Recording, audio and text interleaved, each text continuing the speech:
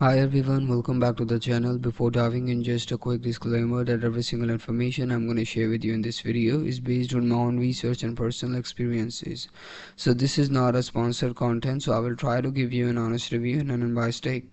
So let's get straight into it. So in today's video, we're going to do a quick and in-depth review of weirdwealth.co. So weirdwealth.co is basically an online platform that provides you with a wide variety of earning opportunities by simply uploading different kind of shady content. For instance, you can upload even screenshot of your feed, or you can upload wearing the old clothes and all that. So they will pay you for doing and uploading those content. So now let's find out if it actually worth it or the legit platform to earn.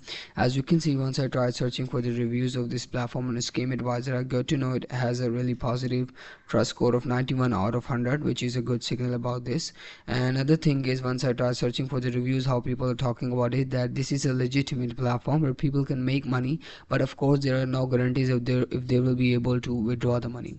So another concerning thing is, once I tried searching for their domain name information on the Whois, I got to know the curate object does not exist, domain not found. So this is a little bit concerning and a red flag about this website.